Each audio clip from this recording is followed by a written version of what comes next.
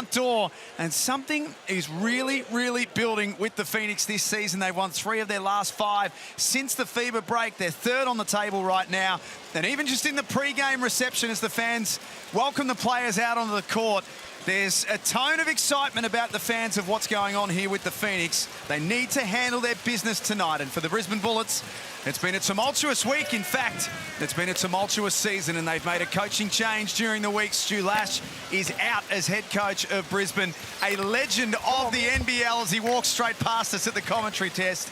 Daryl McDonald will take charge of the Brisbane Bullets for the very, very first time. And not the first time that he's come in an interim coach capacity, but certainly the first time for the Brisbane Bullets that he will be the interim coach. Andrew Gaze, Beck Allen alongside me. First quarter's enormous for the Brisbane Bullets. It goes without saying. Absolutely, and the thing about Daryl McDonald is very little time to put any of your philosophies and your structure into this. So he's basically taking what they've been doing previously and maybe changing up the rotations a little bit. But what it does do, it provides an excitement amongst the playing group. Some of the players that may not have been playing as much now think, oh, I got a new fresh set of eyes. Maybe he sees a bit more in me than what Stu Lash may have been. So that can generate some excitement, but it's a difficult set of circumstances for Daryl McDonald. And I feel like for him, it's not about reinventing the wheel either. They don't need to put in a whole lot of new offenses. Ultimately, it's about effort. It's energy. It's coming up and being present today and locking down the 40 minutes, because it's going to be from the start. It's going to be a crunching, difficult start for them for sure. As we mentioned, the roof open tonight at John Cain Arena, but as a nation, we've taken many an opportunity to pause and reflect after the horrendous events in Bondi last week, and our thoughts and prayers are with the Jewish community and those affected during what is an awful, awful time for anyone involved. And as the NBL, as an organisation, from top to bottom, we send our thoughts to those affected tonight.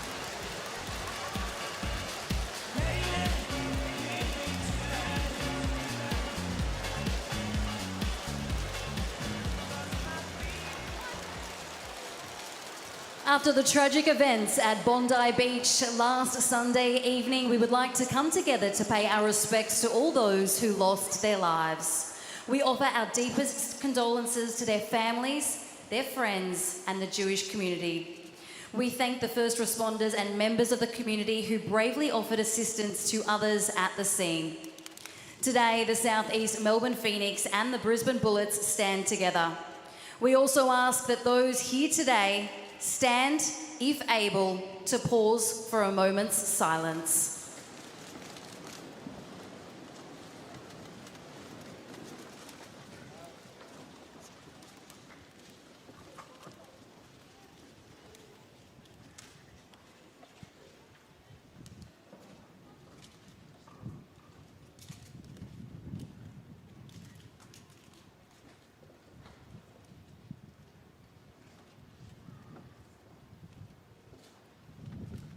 We all stand together.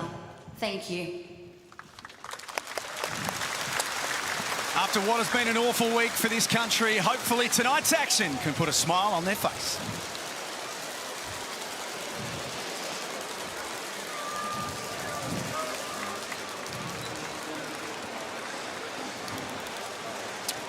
A minute to go till tip-off here at John Cain Arena. Nathan Sobey has been in some sort of form this season in the MVP conversation.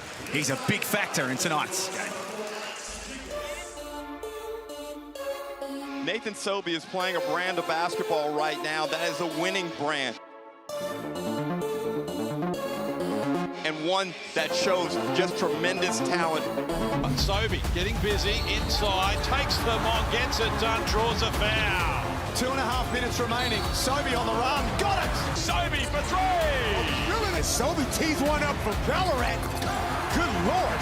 That's the sort of season that Nathan Sobey's having. Again. What part of Gippsland is he in now? From Bairnsdale. Sobey splits the defense. Oh, that is spectacular from Nathan Sobey. The numbers speak for themselves for Nathan Sobey, averaging 21 points a game, 3.5 rebounds, 4 assists. For much of this NBL26 season, no one has had an answer from stopping South East Melbourne's #1 man. And the Phoenix continue on their merry way, 12-6 for the season. The task is ahead of the Brisbane Bullets and an NBL legend tonight in Daryl McDonald. From a Southeast Melbourne point of view, I know that Beck, you and Drewy spoke about it in the pre-game with Kelsey. I guess the big question about the Phoenix is how good are they? They are third on the table. As we take a look at the starting fives, are they the third best team in it, or do you think they're better than that? I mean, they're putting no ceiling on themselves, and I think that they see themselves as number one, and this is another game where they just want to come out and really assert themselves and show the Brisbane Bullets why they are where they are at and that they're trajectorying up.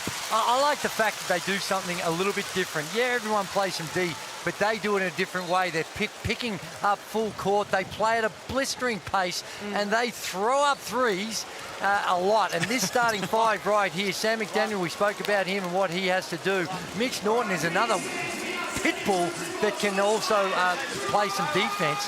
So how they play defensively is critical, but for the Brisbane Bullets, somehow or other, they've got to find a way to shoot better than, what is it, 28% from the three-point line or thereabouts, because it's put so much pressure if you're not knocking down some perimeter shots. They're coming off some bad losses this season, but last Sunday's was probably Brisbane's worst of the season. And some changes have been made as a result. They come to John Cain Arena tonight against a red-hot Southeast Melbourne Phoenix. Saturday night hoops here in the Hungry Jacks NBL. Great to have your company. And Nathan Sobey gets a little too close to the halfway line. Thank you. I mean, the positive for the Bullets is that they've had almost a week to prepare for this game. So in some ways, hey, there's an advantage in that. Hopefully they've come up with some strategies. How are they going to defend? What are they going to look for offensively? Where are their advantages against Southeast Melbourne? And Terry Taylor in his fourth game with the Bullets. A hand off to Norton. Nice look for Alex Dukas. Rebound by Geordie Hunter. I like the play. An elevated screen, so he's come between two, trying to get Dukas going. But Nathan Sobey, wind, The wind. the wind, Nathan. I just knew you were going to say it too. I could feel that. He may have shot one Hey, air it was ball straight all though, year. wasn't it? It was I straight. know, but come on, man. This is a day where I know they shoot a lot of threes, but with a little bit breezy, they might have to tweak it ever so slowly and put a bit more point of emphasis on getting downhill and trying to get to the rim. Sounds an awful lot like playing golf with Andrew Gaze, where he blames the wind. Somewhere Leonard Copeland will be watching this going, I told you. No, you can't ignore it though. It's beautiful. I love everything about this night, but stunning. You just got to acknowledge that you might have to play a little bit differently in order to get those shooting percentages where you need them. And full credit to Southeast Melbourne. The pre-game entertainment was first class. Yeah, best. One of the best we've ever seen here in the NBL. Sold-out crowd justifies it as well. Sobey downhill. First bucket of the night. I mean, that's one thing to criticise is you can't turn the ball over and then just allow a blow-by transition basket. Sobey might have some conversation with the officials. Hunter and Harrison at the summit. Harrison wants a second piece of the action. Hunter comes up with a rebound and wins that little individual battle. Catch and shoot for three. Does that win? I feel like that's just an early shot. I feel like that's a shot they can get at all times. I know that they like to shoot early in the shot clock, but maybe they need to feel it out right now. Harrison a long way from the cup. Shot clock at 7. At the moment, everything playing through Alex Dukas. And he responds. A good set. You get it on the third side. So they go one side, have a look at another one, explore your options, and that loosens up the defense. And Dukas, with the two of the easiest buckets of 2 points he's going to have tonight, I suspect. It's Maldonado starting again. Owen Foxwell back into the lineup, but coming off the bench. Look back out to John Brown. Hit the game winner on Friday. Fires a bullet inside. I mean, we talk about ball movement down that end, but then for Southeast Melbourne, they're just great at finding good to great in terms of shot selection. That full court pressure. Lucas lets it fly. I mean, he needs to, but he does have the ball in his hands a lot to start off this game. I reckon D-Mac is giving him the ultra green light because he's come out, already had 3 field goal attempts, and that motivated him on the defensive end, gets in the lane. He likes the look of this one too. That's off. You know Darryl McDonald very well, Drewy. Yeah. I've known him for a very long time. As I mentioned, he's a legend of this league. But what can he get out of tonight? It must be a difficult situation for him. Well, right now, he's had very little preparation time with his philosophies. So he's more motivational and how in which he's going to hold players to account. And also with the rotation. Change up the rotation a little bit. But and Beck, can that be almost like a fresh opportunity for someone who's maybe not getting the minutes that they thought they should have, or were maybe out of the previous rotation? Is it a bit of a clean slate? Yeah, I mean, Gazy mentioned in pre-game as well, is there's something about the whole team lifting in a moment where it's pretty tough. You come together collectively. It's a moment to prove something. But another thing is also, is I feel that there's no sense of pressure for the coach. He's come in now. Yes, there's no real preparation time. So I think he doesn't have that level of pressure. Hits. Early fouls for South East Melbourne. 3 of them, in fact. that's the way they play. They play with great intensity. Josh King thought that one was a little soft. Freeman Liberty trying to get in the game. Brisbane 2 of 6 to start with. South East Melbourne, 2 3-point attempts. They will let it fly at every possible opportunity. The home team. Here's Taylor, tucked away in the corner. Another foul. And it's another foul on Jordan Hunter, so that will be number 2. 4th of the quarter for the Phoenix. And some early problems here. It was a big part of what they do. And Ketchalier comes in for him, and he has just gone up in the pecking order at the Phoenix. He's earned his opportunities. And he's going to see extended minutes in this first quarter with those foul trouble on Hunter. Nathan Sobey only knows one speed. He'll see the basket. He is,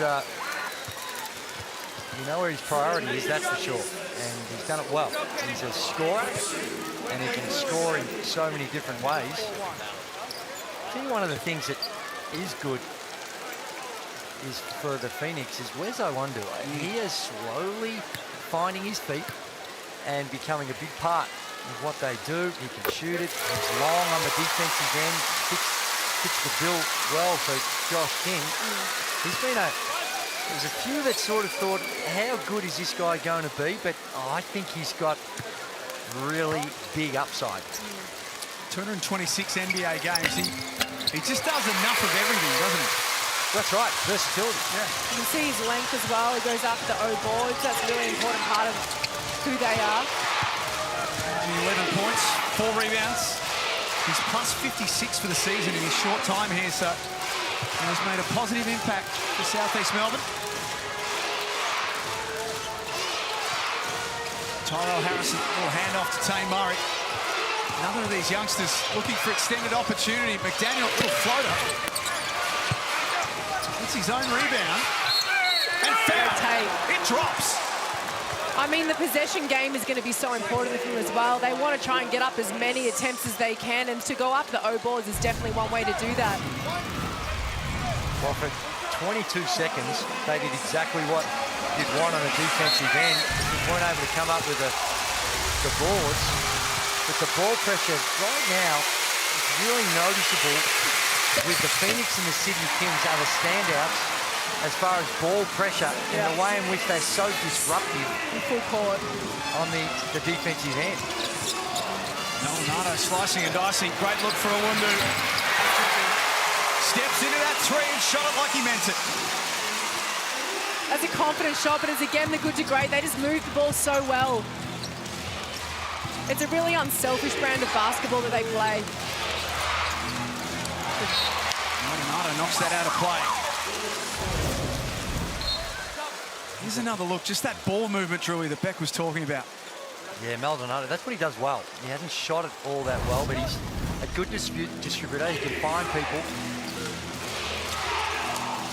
Javon Freeman Liberty in. And he's returned back to the Bullets, played round 1 and then went home to look after himself and some mental health challenges. Great to see him back here in the league. 13 points and 8 points in his 2 games last weekend. Oh yeah, I think it's just him getting more and more comfortable amongst the group again and everything. You can't expect him to having all-star performances immediately. Oh dear. That's what they don't need. Unforced turnovers. Yeah. And that's where D-Mac's just finding his way, trying to figure out what combinations are best for him. And he's got the advantage, of course, he's been there all season and through the pre-season. But with this type of pressure, that's where Mitch Norton, to me, a bit more time, because he's got that experience and he can organise when he's out on the floor. Not out there right now. He's doing well. Little mid-range jumper for Hunter Maldonado. And then the turnover. That's the Phoenix pressure. Clamping down early on the Brisbane Bullets. Maldonado had it and lost it, though. I mean, that's a tough shot to take in transition, a contested floater. I feel like they can get better than that. There's a Wundu on the bounce. I feel at least go at your defender rather than pulling up short like that. Draw the foul. The refs right now, they are making those calls. So attack your defender. 11-7. Where's a Wundu on the line? Kelsey Brown. To talk about Owen Foxwell, who's checking in now. The fans are happy to see him back. He was out with that corked thigh that actually ended up turning into quite a major issue for him. It went into his knee. He had a little bit of an infection, so he's been out for quite some time, but it's great to see Owen Foxwell back. He is the heart and soul of this team. We spoke to John Brown III earlier. He said his intensity, his young leadership, he's a massive part of this Southeast Melbourne Phoenix team, and it's great to have him back. And he is a fan favourite here with the Phoenix fans and the youngsters in particular. Well, you know why he's a fan favourite? Because every single time he's on the floor, he's throwing his body all over the place. He's picking up full court. He can knock down a three and just plays with an energy that is infectious, not only with his teammates, with the fans. And there's another turnover. They're having all sorts of problems advancing the ball over the centre line. That's 4 turnovers. Wow, early as well. And I said it before, I think Mitch Norton's got to get back out there. Yeah, just to calm everything down for sure. That's that speed. Down the lane. He'd be disappointed that he left that one short. He's been missing for a couple of weeks, but certainly hasn't lost any of his speed. Freeman Liberty comes up short there.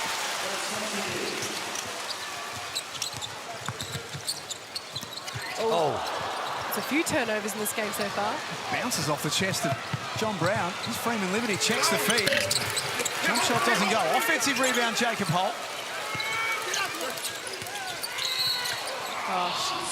And Alex Dukas puts his foot on the line. We need them to get back into moving the ball a little bit more, getting the ball through hands where they can get some better shots rather than just having all these turnovers on one end and then forcing it offensively on the other. Well, they're not discriminating. Both teams burping it up. 5 to Brisbane, 4 to Phoenix. I don't know whether we can blame the wind on the turnovers. Oh, we can. And I love the use of the technical term burping it up for those who are watching overseas. Brown in the mid-range. Don't ask Wildcats fans about that. And Herman Friday. Timeout Brisbane. A nice run here from the Southeast Melbourne Phoenix. They lead 15-7 in the Tangerine timeout. Yeah, and I like the timeout concerning times because Brisbane can't score. Now, not a terrible job on the defensive end, but the turnovers. But to hold Phoenix at this stage to 15 points, 1 of 3. They've only taken 3 three-point attempts. So maybe the Phoenix have taken on board the conditions and have changed their style. Look at this resume right here of Darryl McDonald, one of the greats here in the Hungry Jacks NBL, 3-time NBL champion, has been an interim coach before, has been in this situation. Beck, I'm that old that I go back to watching D-Mac play at the Glass House across the road back in the day for the North Melbourne Giants. You weren't even thought of back then. That's right, I missed them. He had the ball on a string as a player, but this is tough for anyone to come into this situation. It's unbelievably tough, but I really hope he comes in with that player coach. He's got those relationships already with his players, so they understand where he's coming from too. So I think it's not like they've got someone from outside into this group because this just happened so recently. But I mean, he just needs to be himself. He needs to be himself, motivate the guys the way that he does, and he's going to do a great job tonight. But there is no pressure on him today. But what he does have, he has the perfect temperament for this circumstance. He's got plenty of emotion, and he can bark at him as good as anyone in the competition. But his body language, his demeanour, and his fairness is going to be on show, and he will have the respect of the players. Even those that don't have VHS machines and can't get a look at some of his history. Well, check out the NBL socials. There's some good clips of some of D-Mac's finest up right now on Instagram and TikTok. See how they respond out of this timeout. Norton unsuccessful on the free ball. Kelsey, you were listening to Darryl McDonald. I was, and it was great to see his first interaction with his team. He had that great demeanour after a run. Massive take by Aaliyah on that one, but Darryl McDonald, he spoke to his team about getting through that full court press. It was massive for him to go to them, and they're all bought into his delivery of that one. They're all listening to him. I feel like he does have the respect of this team. I'm looking forward to seeing it play out for the rest of the game. One thing's for sure, he's prepared to throw the lineup around. He's whipped players in and out in this first quarter, trying to find a combination that somehow can get the scoreboard ticking over. And I would say that their execution after the timeout was really good. They got a great shot. There was a lot of movement. There was the back cut along the baseline. This is why you have Mitch Norton out there. Does a great job subbing him into the game. He just sees the floor differently. We can get it over the centre line. That too. That seems to be a problem right now. They've given up 11 unanswered points before that. Aaliyah goes straight through the middle of Mitch Norton, and that's the other thing that Mitch Norton will do, step in and take a charge. Yeah, he's a tough defender. He has been his whole career. I was at the AIS with him when he was still a junior, just like me, and he played the same way. He was tough. Just got his feet out the no charge circle, got it established, and an excellent call by the officials. James Gregoire, Ken Widgeon, Elliot Green, the three men in charge tonight. Earlier this evening, the Adelaide 36ers continue on their winning ways, but they were pushed by the Illawarra Hawks, winners 84-78. Solid effort by the Hawks with no McGee and no Harvey. Unfortunately for them, 0-2 for the weekend. After losing to Melbourne here on Thursday. Ketchalier has got the three ball in his arsenal. Oh, yeah.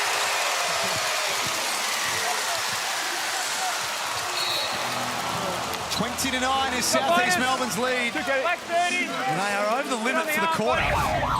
They are, and this is just a great pass by DJ Mitchell. There's another one that hasn't dropped the bottom lip when he hasn't been playing. Only played a couple of minutes against the Wildcats, but come on early in this contest and getting some early minutes. And a good kick-out pass to Ketchalier. Well, he does that every single game when he's playing in NBL 1. Mount Gambier last season? Yes, indeed. Took you apart. Did he not? I think we might have got the better of the... is that right? Yeah, we took the drive up there and took care of business, but hey, he had a good game. What is the drive from Melbourne to Mount Gambier, just out of interest? It's a good Not ideal, yeah. type arrangement. Never done it, and I don't think I will. Just watch. Yeah. Daniel Foster checks in. Pass for Awundu. Oh, boards. DJ Mitchell read that one off the rim. Fourth O-board of the first quarter for South East Melbourne. Here's Aaliyah again. Good time deep. 2 of 6 from long range. Here's McDaniel. Got it! Nice. Back-to-back buckets here for Brisbane. Well, it is, and it's one of those shots that probably if you had missed it, we would be saying, gee, I'm not sure that's the right one, but it gets to the fall, cuts it to 7. What was good about that shot, though, is he got his feet set. He was balanced. It wasn't rushed in the sense of a contested shot, so it was the right one to take, but it also takes off that whole relief of, oh, we've made another shot. Hopefully they get a rhythm, they get something going. Yeah, it's not something that he's been renowned for throughout the course of his career. As he's gotten older, he's gotten better at it, but that perimeter game is an important part for every player, and McDaniel has really gotten a whole lot better. Josh King will not be happy with that South East Melbourne turnover. He'll be less than pleased if Brisbane score off it. He's going to hate that. I mean, that was a pass, right? That's the wind. It worked out. It was the wind. Worked out in their favour. But one thing I do like about the Bullets is they are attacking the offensive glass. They've scored the last 6 now, Brisbane. They've brought it back to 5. It looks a whole lot more respectable as we head towards quarter time. Glover watches Norton fly by and can't score. Foul on that rebound situation. Terry Smith-Milner Push. just On a pushed rebound. 2 bonus. Mitchell out.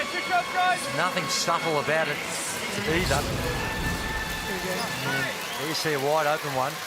And you know, even if the wind is not having a profound impact on the ball, it's what it does to the players' heads. What goes through their head.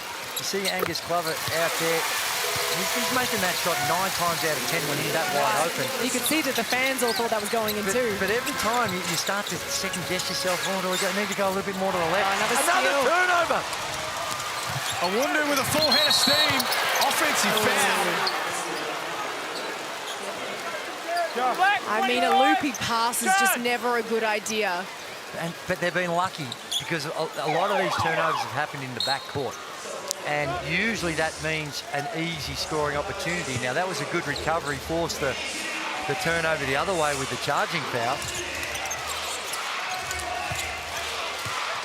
Phoenix have racked up 8,000 this first quarter, 5 to the Brisbane Bullets. Geordie Hunter sitting out with 2 at the moment. Jacob Holt with 2 for Brisbane. Harrison climbs up, had the rebound, was stripped of it by Foster. Glover lines up DJ Mitchell, who tried to line up a lib. Problem was he'd already left. Oh, everyone thought that was going up. It's because everyone's got the green light to shoot the ball. Of course, he was crashing in for the O boards. 8 turnovers for Melbourne Phoenix. This is out of character for them. This is not typical of how they play. They averaged 10 a game. Yeah. They had 8 in the first quarter. That's a big start. Josh King will be running out of voice even quicker than normal with some of the things that he's seen, but his team still leads. It's up here, we've got bonus. And Foster fouls Norton with less than 2 seconds left, so free throws to come here for Brisbane, and they can get themselves a little closer. Thank you.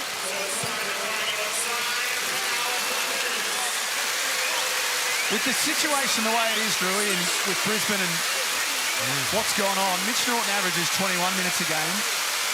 Does he need to play more in the next few weeks? Well, I think the plan at the start of the season would have been that way, but he missed a chunk of it because of injury, and he's probably still working his way back into it as well. And with the intensity that most teams are trying to play at both ways, pace of play really is relevant, and defensive pressure up the floor is way more prevalent these days than it was, say, 5-10 years ago. And it's hard to log those bigger minutes if that's the way you're going to play, because your energy levels, it's hard to maintain it. No, it's hard when you're playing that high energy, but that's why you see even with Southeast Melbourne, there's that turnover, the subs, and everyone's making sure they keep that same level, that same standard. There's a different level of trust, I feel, amongst the...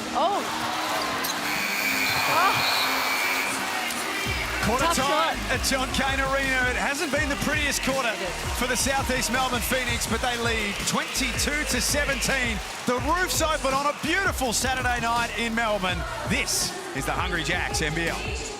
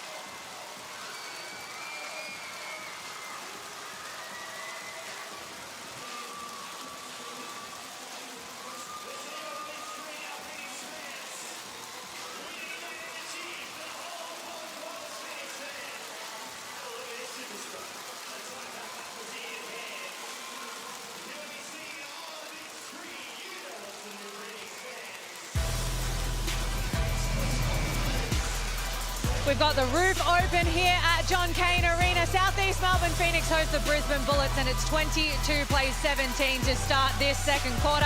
I listened in to Josh King. It was all about the defensive end and their identity. He thinks they've gone away from it. Foul discipline, hands out, move your feet was his message. And then Nathan Sobey jumped in and he spoke about the horrible plays, the massive amount of turnovers. And he said, let's regroup, go back to focusing on us and what we know how to do. Great work by you, Kelsey Brown. Andrew Gaze, Beck Allen alongside me. Bullets fly out of the start of the second quarter. Offensive board by Freeman Liberty. Norton off balance with his look as well. Josh King does not take some of the sloppiness that we saw in the first quarter lightly. There we go. There's a quick fix. What's remarkable with the Phoenix, because they're last in field goal percentages, but they're first in three-point percentages. How does that work? It's like a contradiction in there. Another turnover. Sobey for Maldonado. Oh. Well, we've got combined 15 turnovers between the two teams. 15 burp-ups. They are burping it up all over the joint. And I think that Brisbane have been lucky. Good take by Mitchell. At least he's being aggressive. Keep attacking your defender. The Amy replay. The kick out. One thing you got to do is you got to make sure where Angus Glover is.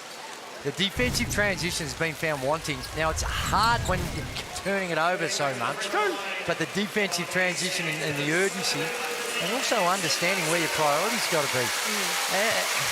Daryl McDonald would have made Angus Glover a priority from the three-point line. I mean, night after night, Angus Glover is showing that he's reliable out there. He's always knocking down big shots. He was really the zone buster against Perth the last time they faced each other. So when you've got someone like him who's that consistent, you need to know where he is at all times. Fourth in the NBL for 3 points made this season, Angus Glover. Not the sort of player that, as a rule, you should leave open for too long. At all. Mitch Norton takes care of both. 8-point game. Saturday night doubleheader here in the Hungry Jacks NBL earlier tonight. The Adelaide 36 is too good for the Illawarra Hawks, 84-78. And tomorrow, two big games coming your way. It starts with Tasmania and Perth, followed by Sydney and Cairns. Norton explores all options. Terry Taylor's been quiet to start this game. That pass was ambitious at best. Sobey with options everywhere. That's enough for Brisbane. Darryl McDonald throws his head back in disgust. Tangerine timeout. It's Southeast Melbourne by 10. I mean, it's going to make the game really difficult for them if they're having to work that hard offensively to get their scores. And then Southeast Melbourne is coming down and getting easy layups like that. So D-Trans needs to be a big focus for them. It certainly does. It's they're being exposed.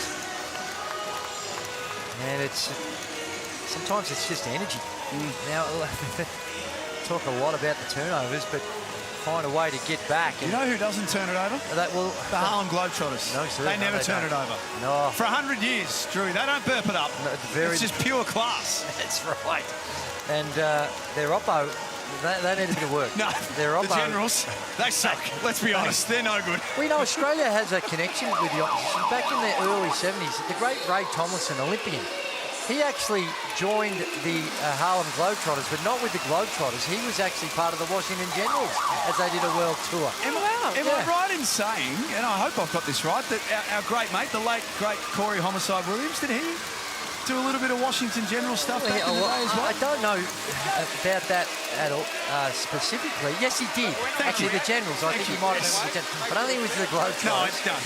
But he fits right into that entertainment basketball package that the Globetrotters are world famous for 100 years. And coming out next year for Australia and New Zealand. Check it out. It is an unbelievably good show. It has been for a very long time. Kelsey Brown was listening in. just a reset for Darryl McDonald there. He said it was all just to stem the flow, but he wanted to talk through their offensive side of things. They want a little bit more to go through Terry Taylor, so expect that to happen this quarter. Step back against the shot clock. Doesn't go. There is Terry Taylor. Hard foul from DJ Mitchell. Hasn't been much of a factor in this game at all, Terry Taylor. Had 18 and 8 last Sunday against the Wildcats. Yeah, we've seen what he's capable of doing. And you look at his history, a little bit of time with the Indiana Pacers, the Chicago Bulls. He played with the Sacramento Kings and also with both those teams, G League teams. So he's had some... He's been close when you look at his playing history at the NBA level, but we haven't seen the best of him, and I'm told that hasn't quite been in pristine condition just yet. So maybe he's working his way into form. I mean, it's still early days for him, but he'd only had 2 shot attempts until this point, so I do think it's true. He does need to get the ball, and he does need to become a focus, but the issue is the biggest problem is inbounding the ball and getting it over halfway, and then it's getting down to only having 10, 12 seconds to score, so that puts a lot of pressure on the offense. Another turnover. Freeman Liberty picked the pocket of Maldonado, and then John Brown III gives up his first foul. It's such a unique situation for Brisbane this year, Beck, in the sense that this is almost Brisbane 2.0 for the season. The way the roster looked at the start of the season, Casey Prather's out for the year. Dakota Mathias comes in, he's out for the year now as well. Jalen Adams has gone. They've had so much turnover. They've used 18 players for the year. Yeah, a lot of turnover. It makes it really disruptive, doesn't it? But I mean, they've been hit with the injury bug, just like a lot of other teams in this competition. It's how you handle that. It's how that next man up mentality. And sometimes I feel that when they're out of the court, they're not riding for each other. And I think there was the brotherhood was mentioned in their last game. And even though things may be off court, they're really close. On court, sometimes you don't see that. I think it's a mentality shift of being relieved to make the shot rather than celebrating your teammate for hitting it. The other thing they got for Darryl McDonald, Mitchell lines up a 3. You've got to come up with those opportunities. 2 goes at it. When your defense has been somewhat suboptimal, you've got to be able to own the glass. It's good defense. Liberty found a way through it. Just got whacked. Got absolutely clubbed across the face. No call from the official. Bullets with only 21 points to their name off the back of only scoring 62 last Sunday against the Wildcats. That's good hustle from Tane Murray. Even better hands, though, from Foxwell.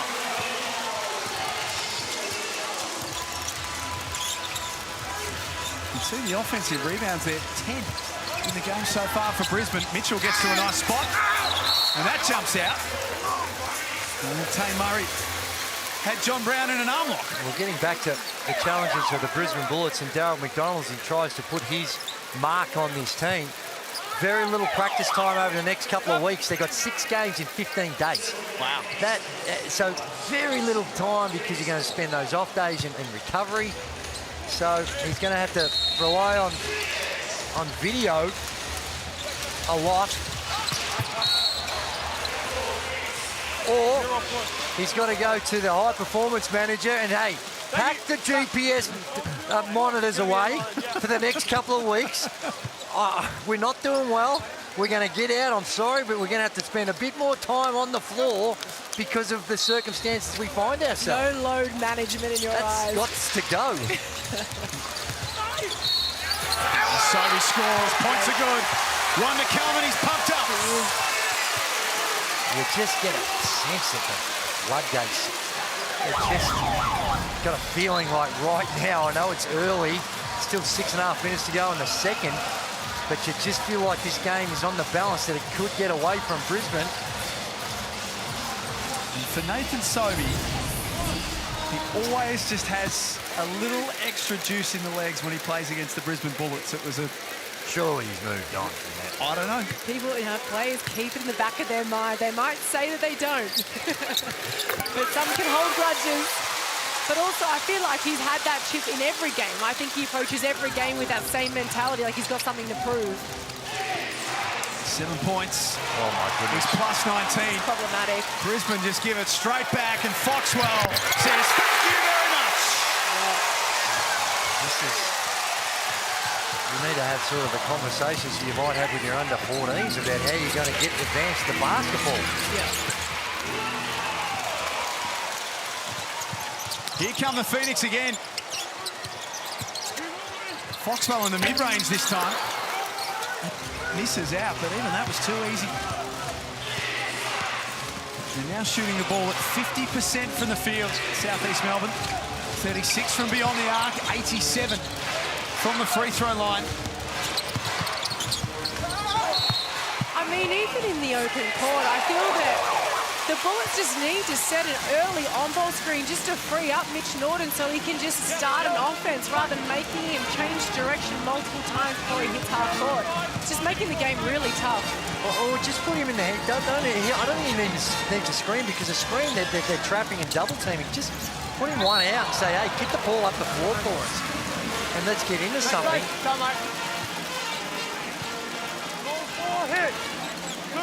12 turnovers, and for Javon Freeman-Liberty, who's just returned to the league, it's his third game back. He's 0 of 5 from the field. He's had 3 turnovers, and he's minus 20 for the first half so far. That's not a good stat line. Josh King seemingly a little happier in quarter number 2. Maybe a little more relaxed too. Southeast Melbourne led by 5 at quarter time. Oh, foul will be on Jacob Holt. So that's 3 for Jacob Holt in 2.5 minutes. Oh, he's just checked back into the game, the youngster. I mean, they're wanting physicality from him. Is that something he brings? But it's also physicality with that intelligence too. Well, and it's on. He's got that foul because fundamentally, they weren't able to execute simply box out from the free throw. We're talking about small things, aren't we? Easy things. When coaches have got to start emphasising those type and reinforcing the need to do those types of things, you're coming from a long way back. No, I'm not being a smart. I'm just saying. No, I think it's a very fair statement. I'm not going to follow that up. There will be under 12 and under 14 coaches all around Australia watching this right now, Andrew Gaze, who will be nodding their head and saying that's what we talk about. Hunter makes the second. 11 unanswered points for the Phoenix. Floodgates, Beck, do feel like they are about to seriously open. I mean, I feel like they maybe have opened. It's almost a 20-point game at this point. So really now, the Bullets really need to focus on how do we stop this lead from getting bigger. They've got 5 minutes left in this quarter leading into the half. They need to really weather this first storm. Well, Jacob Holt went off and was not happy about being subbed out with those 3 fouls. And, oh my, there's an encouraging sign as Freeman Limited knocks down a 3-ball. But Darryl McDonald went and made sure, because Jacob Holt comes on and let me play. Well, Darryl McDonald made sure that he was aware that that's not the type of thing you need to do in these circumstances when you've got 3 fouls and I'm subbing you out of the game. And we're down to 16. 10 on the shot clock. For Alex Dukas. Foxwell. Oh, goodness. Saw it coming. Turnover after turnover, and they are punished at the other end. It's just becoming far too easy for Southeast Melbourne. It's also, they're just being physical with them. They're pushing them out of their sets, pushing them out of just getting open for the ball. Mitch wanted that foul call. And they are relentless here. They're not, You could be forgiven for looking at the scoreline the way it is and just backing off a little bit. Josh King is demanding It's not in that their the 5 on the identity. floor play the entire length of the court. Well, this is not new. This is about establishing habits and making sure that you don't take for granted. If you don't do it, you're going to come and sit with Josh. So he's got some depth, and you can see, look at him, just completely disgusted with the ease at which they were able to score. And that's how you establish the foundations of this defense, is being holding people account on every possession. Foster cruises past Freeman Liberty. They've now established an identity, Drew. They're the number 2 team in the competition in offensive rating and points per game. They're number 2 in the competition in defensive rating. Yeah. And Josh King as a coach, since he's arrived at the Phoenix, 63% winning record.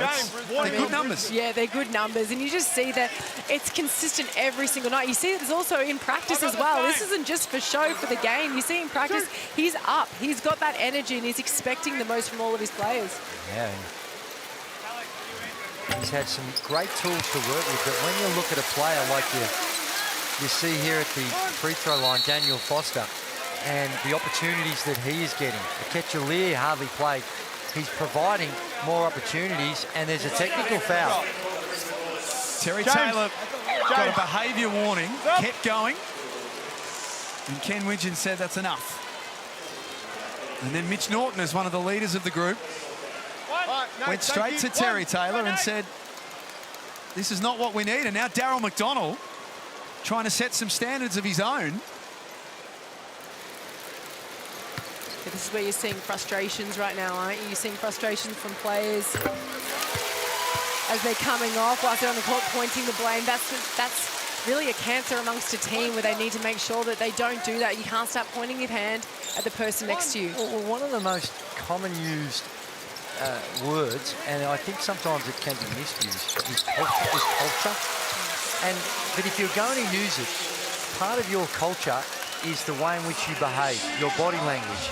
You can't have players going off the floor and you've got to be able to stamp it out. And another inbounding turnover in the back court. 14 turnovers. We've got 3 minutes and 40 seconds remaining in the second. Ooh. We're going to have to start heading to the record books for all the wrong reasons here for turnovers. Just back to that culture piece, though. It's a really, really good point that you make.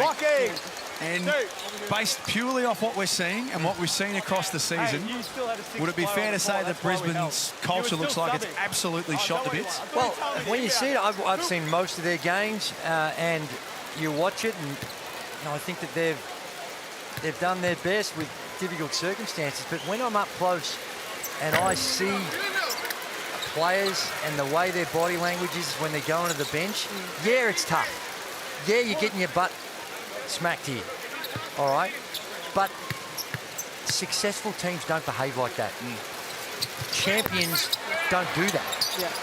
So you got to make sure you set your standards, and that's why D-Mac is a good man, because he's made mention of it with both those players coming off the floor. Kelsey Brown, you're a high-performance athlete in your own right, but you've also been spending a lot of time near the Brisbane bench tonight. I have, and I do feel for Daryl McDonald. He's spending so much of his time having to talk to players, talk them down from their frustration. 3 players he just checked out of the game, and he had to spend at least 30 seconds talking them down from it. So I feel for him at the moment. He's trying to coach a team for its first time. He's trying to get them back from a pretty big deficit at the moment. He's having to spend time on things that he shouldn't have to. Which seems remarkable, Bet, given that Brisbane have won 5 games for the season and they are currently down 18, and Daryl McDonald in his first game as coach is dealing with attitude problems. Like, surely none of them have achieved anywhere near enough to have an attitude problem this season. But the issue with this as well is it's not just this game. It's all the games prior, and it starts to load up, and you can tell that there's sort of those tensions, those cracks that are forming. They really start to really show themselves in games like this, and it's too early right now for them to fully unravel in this game, but it's not just from this moment. But right now you need the leadership group, you need the older veteran players of the group to lead by example, to fix their body language, to encourage the guy next to them. Don't allow the younger players to also follow in that sort of negative body language and demeanour. Let's take from Dukas. Draws a foul. He has been A positive. Only 5 points on 2 of 6. But down there. That bucket's the going to count. intent's been there. That bucket will count, yeah. Because of the slap on the board and moving of the rim. Yeah. So do you do more of that, Drew? Guys like Tane Murray, Alex Dukas, Tristan Devers hasn't had a chance to get out there tonight, even Jack Purchase, and do you just let the young guys go? Well, you've got to hold people to account. You've got to have a change in that behaviour. And That can happen quickly. Take. That can happen real quickly when you set a high standards, because you know you're going to come and have a sit with me if you're not behaving in the right way. Honestly, I'm interested in what he's going to say at half-time to them. I think that's where he's going to really set the standard of, okay, we're not doing this anymore. And if there's going to be plays that are going to continue with that sort of body language, then sub them out and don't play them again. Pass, extra one. Harrison, Norton, and Smith-Milner from close range. Norton with 4 assists in the game. That's what he does great. He facilitates so well. Still 2 minutes and a little bit extra before we get to half-time. Seems like there's been a lot going on in this game. The Phoenix are now shooting the basketball beyond 50%. I mean, a lot of them are layups, aren't they? They're getting to the rim, that's for sure. They're 4 of 12 from the three-point line, so not shocking, but we know they're capable of better than that. So there's some upside for the Phoenix as well. Harrison over the top. The last 3 possessions have been much better. Brisbane have been able to get to the rim. There's McDaniel, who looks like he's carrying an injury issue as well, which is not helpful. He's already missed so much of the season, Sam McDaniel. Rounds 3 to 10, was out with an ankle issue. Last season, we barely saw him either. No, that's not good. McDaniel does not look good at all. No.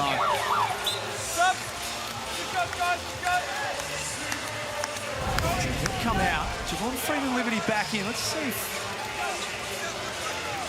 something shows up here. Yeah. He's quite tender in the leg, Beck, Yeah. isn't he? Yeah, you see it on his face as well. You're thinking ankle.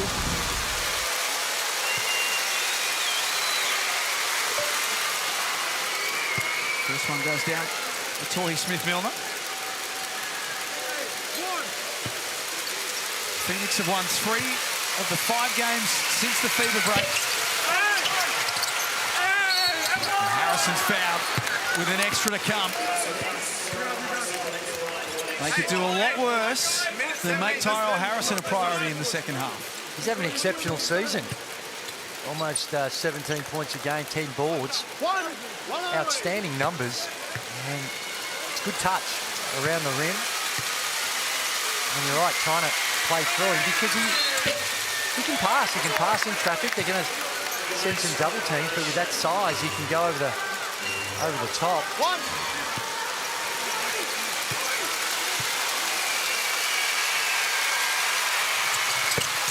NBL's most improved player last season. Averaged 14 and 9 with a block. This season averaging 15 and a half, 9 and a half, and nearly 2 blocks a game. So his numbers have increased on last year. Sorry, mate, the basket's indoors. Nah, it's all good. It'll be his first foul. Good shot, go guys, good shot. Hunter Maldonado will be at the line.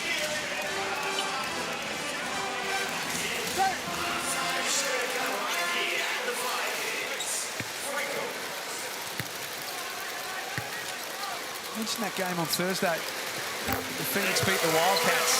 Oh, what a They game. led for 3 minutes and 32 seconds of that game. And a lot of self-inflicted wounds by the Perth Wildcats, but the Phoenix looked out of it. There was times when you thought the Wildcats would put this to bed. But they showed that resilience just to hang in there, just to give themselves a chance. And they got some luck. They got a bit of luck down the stretch. Geordie Hunter in the third, he really took over. He shot the ball so well. Knocked down the 3 ball. 4 of them for the game. Hasn't really been a factor here, Geordie Hunter. Bit of foul trouble. Nothing going on for the Bullets. Taylor back out there. A Brisbane ball. Fresh 14 to work with as well. If you're looking for some optimism in the way they're played, 13 offensive rebounds. More offensive rebounds than defensive rebounds. 13 offensive, 9 defensively. Yep, and the roof is open. That one nearly ended up in the roof. That was think there is I don't think that's the excuse on that shot, was it? the winds might be going that way. That just It was almost like he wasn't expecting the pass from Mitch Norton, but it was the right pass to make. Maldonado. No good on his three ball. DJ Mitchell catch and shoot, fires away. It is the Phoenix way. They will keep shooting. And it's their ball. well, they haven't really been able to take advantage of the 13 offensive boards because they've given up 11 down the other end. I'm not sure. Replay centre, can you please review the shot clock? The team control. Darryl McDonald, first night in charge. Hey, guys, wait up, wait up. Of the Brisbane Bullets, and there is a lot for he and assistant coach Greg Vanderjack to try and work through at halftime.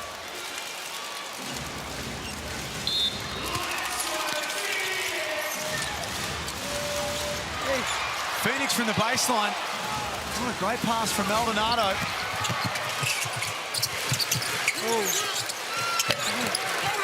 And Freeman Liberty's misfortune continues. Do you not know the shot clock? There was 10 seconds remaining. You must have read it wrong. Badly wrong. The only time it can be forgiven is when the score is this different. It's a close game. That is remarkable. The boys on It was overtime are going to have Josh King's a field day with that on Monday. Oh, what are you doing? They're smiling about it now. Just must have. I don't even know what the explanation was. He's still for that. shaking his head. Coach King. Somehow or other, it's ended up with 0.7 seconds. It's not a full moon. This is the time. Out Here there. we go. Here's a catch from deep. Half time. They're still laughing about it. 55-38. Southeast Melbourne have got this game well and truly in control. Terry Taylor with some advice for Angus Glover, who just walked past him and said, "You've only got to look at the scoreboard." They are well and truly in control of this game right now. Kelsey Brown, over to you. I'm here with Wes at Wundu. Wes, up by 17 at the break, but I know Josh King will have plenty to say at the half. What do you think his message will be? Come on and get a rebound. You know, I think we're giving up too many offensive rebounds, so we got to come in here and lock in on that side of the ball and finish our possessions. I know it's your birthday today. You're playing in an open-air basketball game. How has the first half felt? It's a different environment, but it's a fun atmosphere in here. You know, we just want to come out of here with a win and enjoy the win. Happy birthday. Thank you. So halftime, Southeast. it is Southeast Melbourne who lead 55-38. Kels, Beck and Gazier on the other side of this for the halftime show.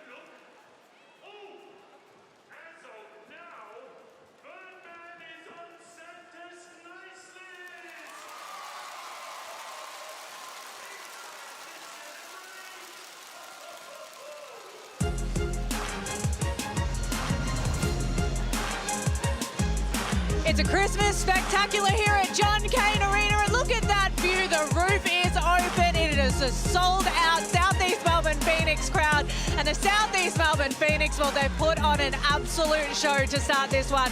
A 17-point lead over the Brisbane Bullets to start this one off, and this first half, Andrew Gaze, has been unbelievable. It has. It's been dramatic, and the conditions, whatever it might be, but the turnovers by both these teams have been the thing that stuck out the most. And to give the Phoenix a lot of credit, they're very physical out on the floor, but that's something that Darryl McDonald needs to address at the halftime. Let's absolutely look at this laser show. We know that the pre-game show was absolutely amazing, Beck. Something that we haven't seen before, you and I, but this halftime show, what a spectacular sight. I mean, the entertainment doesn't stop, does it? It's gone from start and it's going to go till the finish. I think it's an exciting time. I know all the fans here, they're loving it because there's just something different that people haven't seen before. I will say that it's a little bit chilly in here. The wind is blowing a little bit. I know, Beck, you're shivering over here. But let's talk about the match stats of this game as well. 15 turnovers for the Southeast Melbourne, for the Brisbane Bullets to start this one off. The Southeast Melbourne Phoenix, and the pressure that they have put on the Brisbane Bullets has been immense. Yeah, I mean, there's been a lot of pressure, but the fact is Southeast Melbourne have 13 points off those turnovers, and they're easy points as well. They're just layups. They're transition layups, or it's even just Brisbane not being able to get the ball over half court, and it's inbounding turnovers. So that is super problematic if we're talking about their biggest issue is inbounding the ball. It is, and it's like we said throughout the call, a lot of them have just been careless in the backcourt. Fairly fundamental turnovers. Like, that's just a horrifically bad pass for a player at this level. And yeah, the Phoenix, they're capitalising on their strength, but the Brisbane have been able to force Phoenix into 10 turnovers, but they've got 0 points off turnovers to, as you mentioned, Beck, 13. So that says that they're committing those turnovers in and putting their teammates in indefensible situations, which makes it really, really hard. And the three-point shooting by both teams is not great. 7 of 30 collectively. And but the free throws, look at the amount, the attack on the rim that Phoenix have had. 17 of 21 free throws. That is a lot of free throws in a half of basketball. It's a lot, and we question, are they going to live and die by that three-point line? And the answer from those free throws is no. They're going to take it to the rack, they're going to draw fouls, and the refs have been calling it tonight. I just cannot believe the sight that we are seeing at halftime of this show. But let's talk about the matchup on court. We spoke about it pre-game. Nathan Sobey in MVP form. Sam McDaniel, who I will get an update on him coming out of that second half. He went down with that ankle injury, Beck, but how have you seen this matchup so far? I mean, right now, I feel like with Nathan Sobey, we're not even seeing his best right now. It's really been an even spread of scores from the Southeast Melbourne, but when Sobey gets into his beast mode, I'm going to call it, that's when he's going to be really hard to stop. But that's the injury that you were just talking about, Kels. I wonder how bad that is. Well, you mentioned it's an ankle injury. With the highlights we've seen with some of the slips that have been there, I haven't seen a roll of the ankle, which is a concern. It might be a little higher than that, maybe a calf, a soft tissue injury. If that's the case, we won't see him again for the remainder of this contest and maybe for some time yet. So they just can't seem to get an even break, the Brisbane Bullets, with all the injuries that they've had. And hopefully that's not going to be one that he spends a long time on the sideline. Yeah, bad for the Brisbane Bullets and for Sam McDaniel. We know he's had his injury troubles, but we've got another half of basketball coming up here, but we've also got massive Sunday basketball action happening tomorrow. Tassie Jack Jumpers and the Perth Wildcats down there in Tasmania at My State Bank Arena. And then it's the Kings taking on the Cairns Taipans. Jack McVeigh, he's a new father. He had 47 points in their last game, but the Sydney Kings, they are turning it on this side of their FIBA break. Let's go to a break on the other side. We've got second half action here at John Cain Arena. Look at that view. The roof is open. 55 plays 38 here in the Hungry Jacks NBL.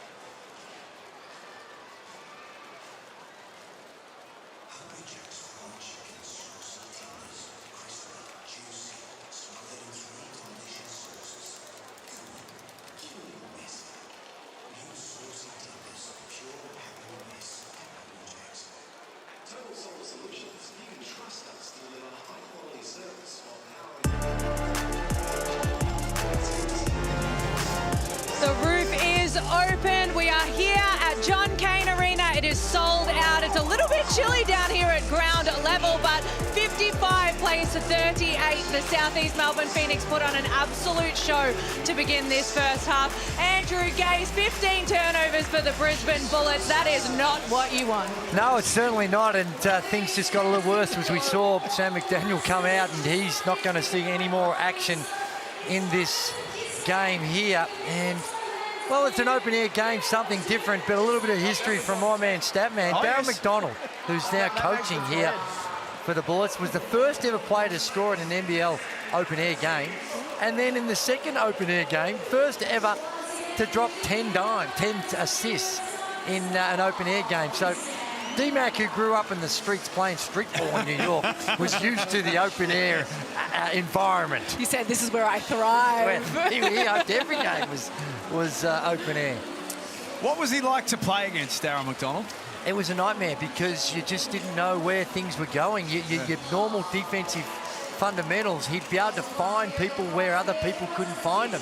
And he'd be throwing it over his head. He'd be able to get to the rim. He's bigger than what a lot of people thought. He had good size, could get to the rack. And the mid-range, he was okay. That famous shot, the mid-range shot that beat the Adelaide 36ers back in the 90s. So he had that in his game, although he wasn't, the perimeter shooting wasn't his go. At school, all the kids in the playground, recess, lunchtime, Beck, we're all throwing it behind our back and over our head. Trick shots. All pretending to be D-Mac. None of us could get close. Nathan Sobey, first half has been okay by his lofty standards, 10 points on 2 of 4, plus 25. So he's found other ways to get involved, Beck, but only 4 field goal attempts. That's low for Nathan Sobey. Yeah, only 4, but he has that 4 assists like we're still there and 3 steals. So he's having an impact in so many more ways than just scoring. And I think also when he's out on the court, defenses need to know where he is at all times. So even if it's not him scoring, they need to respect where he is, because he can just light it up at any moment. But hey, who's to say maybe the third quarter, this is where he's going to light it up. This is Sam McDaniel. It's a sorry sign for Brisbane. And he's only played the 5 games for the season coming into tonight. Well, he shakes the head. He's like, what have I done? What have I done to deserve this? It's just the heartbreak of professional sports. Yeah. You're putting your body to the limits, and sometimes your body lets you down.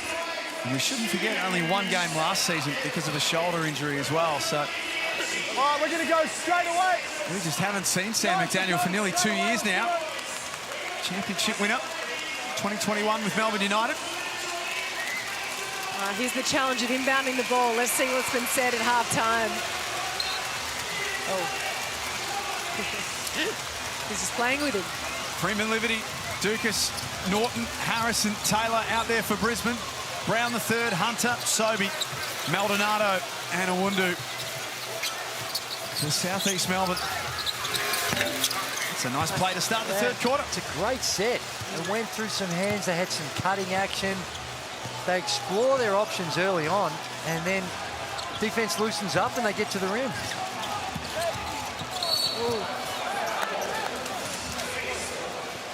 Foul will be on Terry Taylor. That will be number 3 for him. That's where the tech foul really kicks in. The tech foul in the first half. You're right. It's not like in the NBA where you get 6 of them and you can almost, one can be Sacrificed. Yeah, it's a luxury, isn't it?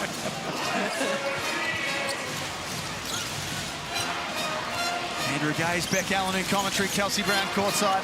Saturday night with the roof open, Southeast Melbourne and Brisbane at John Cain Arena, sold out. Maldonado, little mid-range jumper. I mean, that was good defense in my opinion. It was just better offense. It was a great pull-up, mid-range shot. Well, Maldonado, he's 5 or 7 in the contest. He's feeling extremely comfortable. It's been a little down in his last couple of games as well. Starting this evening, old Foxwell coming off the bench. Norton misses out on the 3 ball. Great extra pass, that's the right look. Awundu runs the floor and gets rewarded. The issue is the D-trans. You can miss a shot like that, but it's also it's the rules on the rebounding. You need to always have at least 2 people back to stop those sort of easy transition buckets. Oh. O'Connell. Turnover number 16. Can't run. Norton just to try to get in there a little early. The big fella throwing it at his feet. A bit low. Needed to get it up higher, for sure.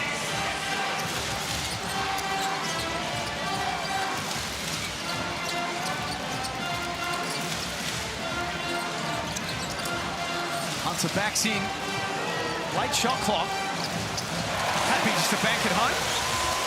He was virtually unsighted in the first half. Had very little activity. Got a couple of early fouls. And lead now by 21, Southeast Melbourne, which is a game-high margin. A Wunder's away for Sophie. That is a 35-year-old man. Not a long runway either. There's going to be a timeout. Darryl McDonald's called it. But he went up there and stuffed it in with some level of authority with the two hands back. And screamed after it as well, so he's making it known. The Amy replay. Where's Wundu? Knew he was coming. Off 2 steps. Great says, angle. I've still got it. That's terrific. Geordie Hunter. Raise the roof. Well, there is no roof to raise tonight. Massive problems for the Brisbane Bullets now. They trail by 23 points. And we're about to take a listen to interim head coach Darryl McDonald in his first night on the job. We talked about their pressure, man. Sometimes you just gotta hold them off. Like, you can't just run through it. Get an elbow in their chest and hold them off is the main thing. Right? The pressure's killing them. Fucking turnover. Go one down. Put you in the one down with you. When you come, let's play the gets out of it. So once you come off and catch, one down, hit Tyrell, we play the gets out of it. All right? 17 turnovers. We're harping on it because it's not just the volume is excessive, but some of the turnovers though, it's just unacceptable. It's not professional level. The way some of those passes are, loopy passes at the feet. Just like what Darryl McDonald said, just get an arm bar in their chest and get open. You don't need to keep fighting that pressure by running away from it. Nice crossover. Here's Terry Taylor. Wide open look. He gets one to fall. It's not a textbook perfect shooting technique, that's for sure, but doesn't need to be. It's the outcome. 2 of 6 on the night. But how about simplifying the game with the drive and kick? It can be as simple as that, where you get the double crossover, you beat your man, force the help side, and then you get the open three. Liberty dumps it off to Harrison, and he misses from underneath. The Brisbane Bullets, they just collectively threw their heads back. They've had a much better minute or so since the timeout. That hurts, and so does that. Liberty Freeman, he's 2 of 9 from the field, and that right there, catch on the 45, straight line drive. And that defensive effort was nowhere near what's required. Hunter Maldonado comes out. 14 points for the night. He's the leading scorer. Brisbane do not have a player in double figures. Everything just feels very, very hard for them right now.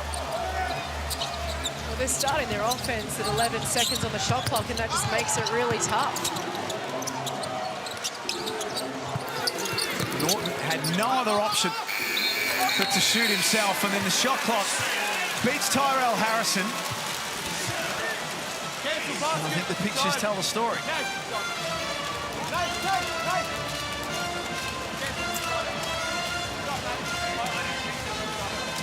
They're in action again on Monday night, the Brisbane Bullets.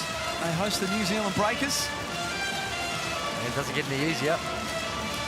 Breakers coming off a tough one last night. Yeah. And Jack McVeigh just taking his game to another level with 47 points. It was 16 to 21 or something ridiculous from the field. Just a spectacular performance. He's just an exciting player, and I love how he just plays at his own pace. His footwork is phenomenal as well, and he's got a counter to everything. I enjoy watching him play. He's always happy too, isn't he? Yeah. Always smiling. That mentality, it translates on the court massively. Just being light, I think that has to have helped his game. And like you always say, Drew, he smiles are free. Well, that's right.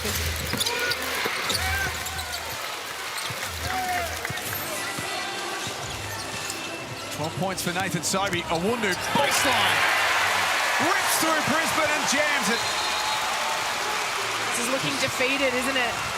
Listen, there's no connection. There's no understanding of what your teammates going through and how you can help and awareness of other people's problems.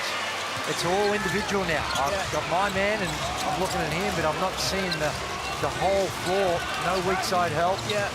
Poor on-ball defense on a couple of occasions. Only 4 points for the quarter for Brisbane. Taylor. And poor decisions. That's not going to count either. I mean, he had Murray in the corner that he could have given the ball to early. He had an open three, but instead he decided to take on two and take a contested shot. It's just interesting, very individual decisions being made.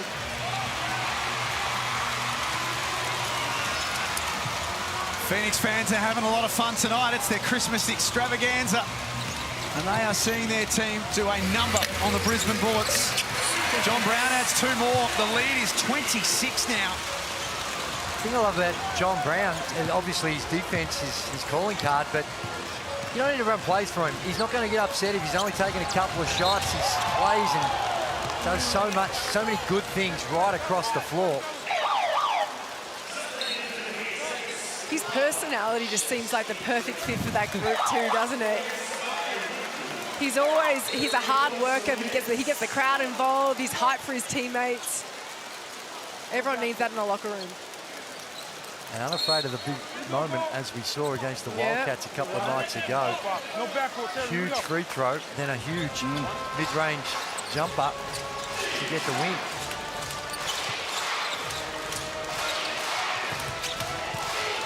Back to John Brown in a moment. Foxwell knocks that out of bounds, and Freeman Liberty touched that last.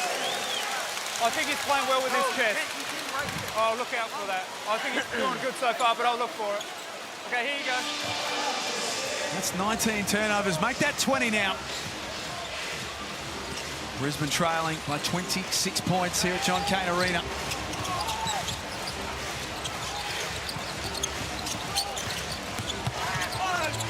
Foxwell, fouled by Freeman Liberty. Okay, 2 shots, guys. Turn to Darryl McDonald to try and complain about the call. He just put the hand out so they don't want to hear it. Okay, 2 shots. Thank you. I mean, fair enough at this point.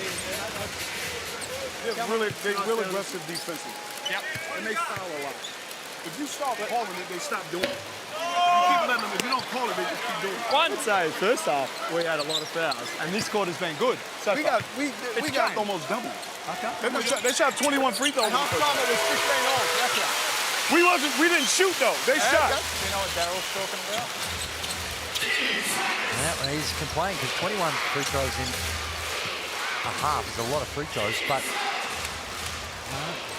certainly a lot of physicality out there, but I think a lot of the fouls, I didn't see any sort of ones where you raise your eyebrows and go, that shouldn't be there. Shot clock's a problem for Brisbane again.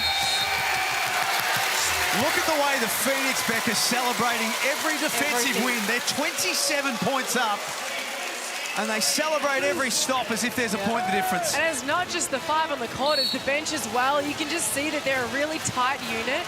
And that's honestly what makes the good teams the great teams and championship teams. So I think this team chemistry is a huge part of their success.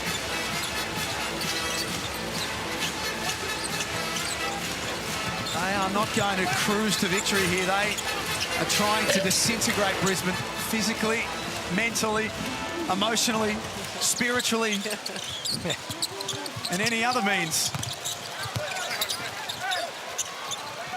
Taylor back out for Smith-Milner. It almost travels. It's got to a point where everyone's second-guessing themselves now.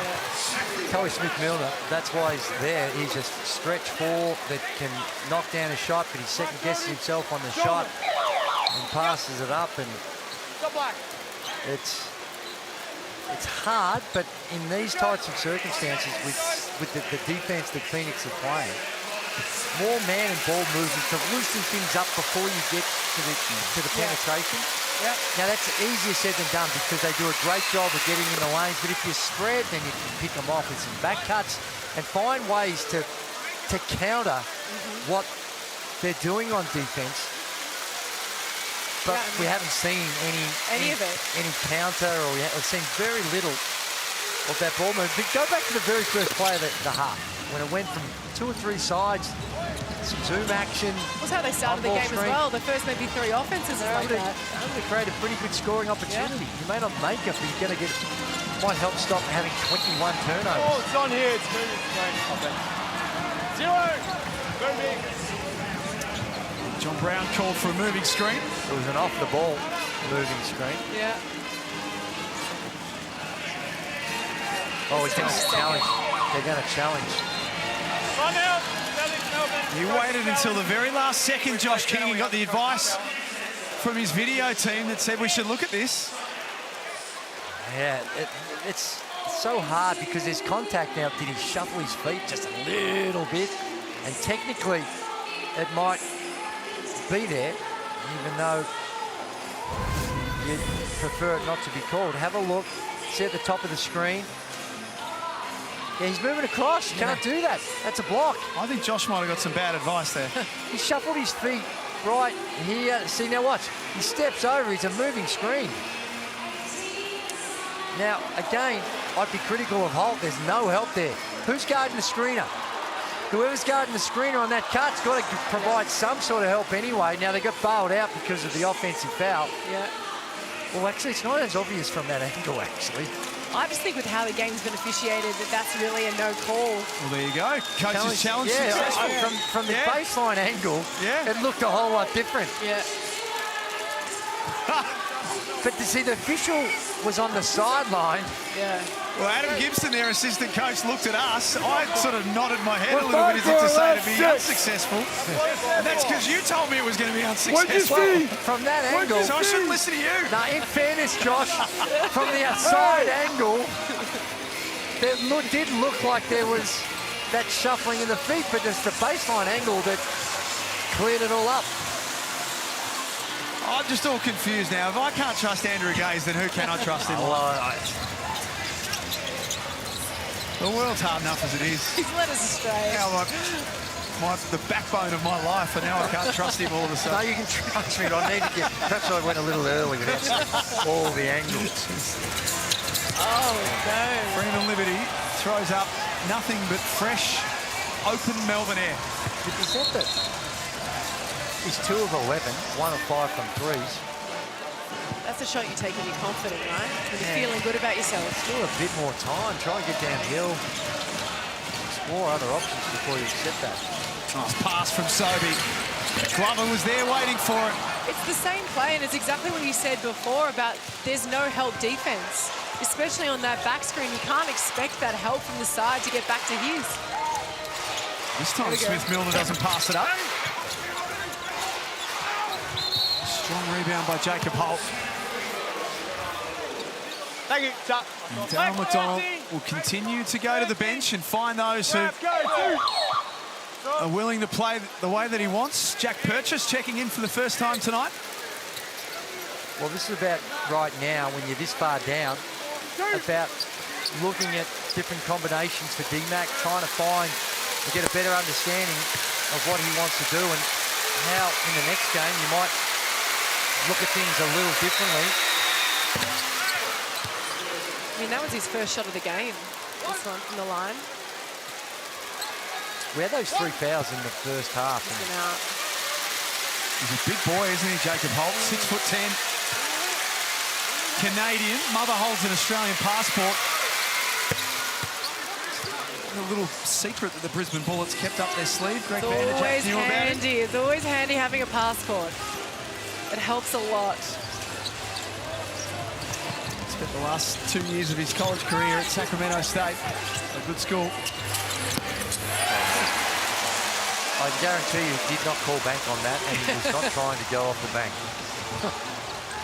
He ran back like he did, though.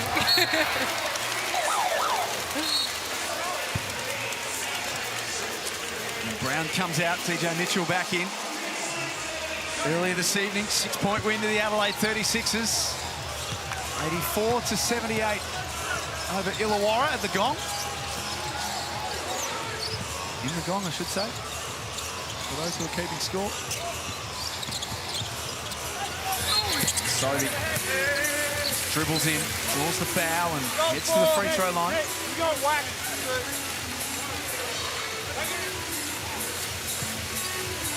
Sobey will shoot some free throws. The Phoenix have only played one game in the Ignite Cup so far, presented by Disney+, but February 22, all roads lead to the Gold Coast Convention and Exhibition Centre with $400,000 on the line. You can scan that QR code right there and get your tickets at Ticket Tech. Particularly if you're a New Zealand Breakers fan, because They locked up their position. They've been playing well in that Ignite Cup. Have they locked it up yet? Well, they were close to. They either have or they're very close, yeah. We've been saying that maybe for 2 weeks, that they've practically locked up their position. No, they need some spectacular things to go right to not get there, but stranger things have happened. They most certainly have.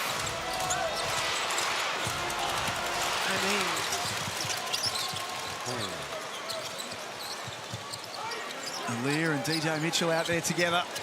Geordie Hunter taking a rest. Lear trying to get busy on purchase. He didn't do a lot wrong. 12 goals, shooting. But he's called for a hands foul.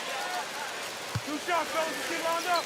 Tony Smith-Milner actually put the hand up. I think he thought it was on him. Yes.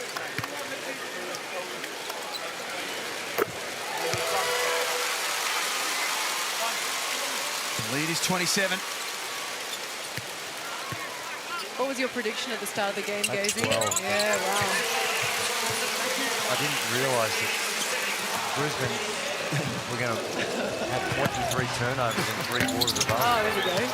Jack Purchase. Not someone that you should leave open. I think Josh King might have screamed that straight away to his Phoenix players. He's very capable of knocking down the 3-ball. Mitchell for Glover. Equally as capable from deep. He said, if you can do it, I can do it better. I don't know if it's made any difference, but they have closed the roof a little. It's still open, but it's not as open as it was. You've been focused on that roof, the wind. No, I mentioned a few times. I noticed it's not quite as breezy, and I'm thinking, why would that be? I looked up, and it has been closed a little. He's looking for constellations now, up in the clouds. Get the telescope out. It's a beautiful night. No clouds. Take us through some of your favourite constellations in the fourth quarter. Sobey with the layup. 30 points is Southeast Melbourne's advantage with a quarter remaining, and they are far from done. Hell-bent on piling on the pain to the Brisbane Bullets. It's 80-50, three-quarter time. Saturday night hoops here in the Hungry Jacks NBL on a beautiful night.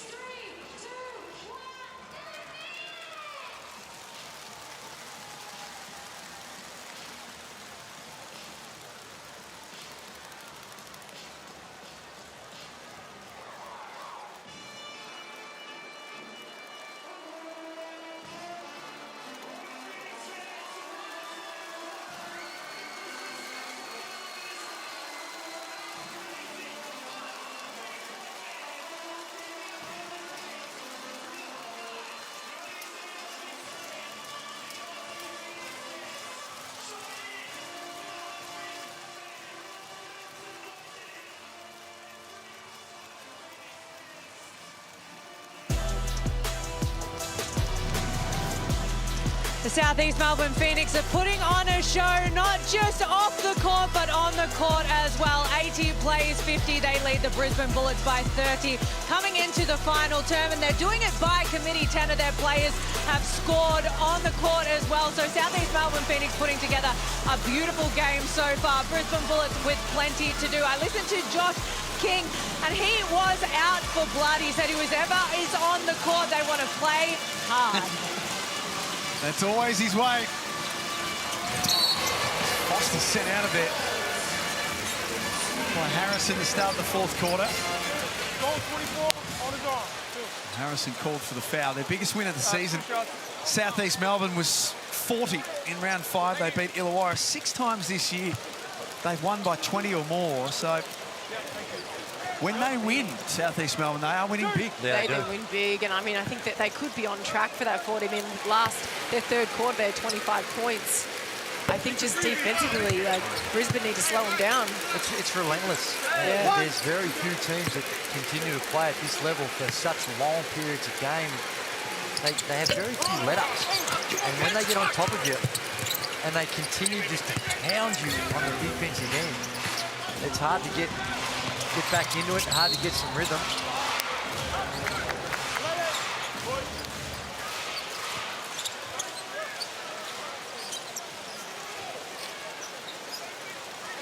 Dukas, Norton, Purchase, Harrison and Taylor. 5 out there for Brisbane. Glover, Alir, Mitchell, Foster, Awundu for Southeast Melbourne. There's Josh King.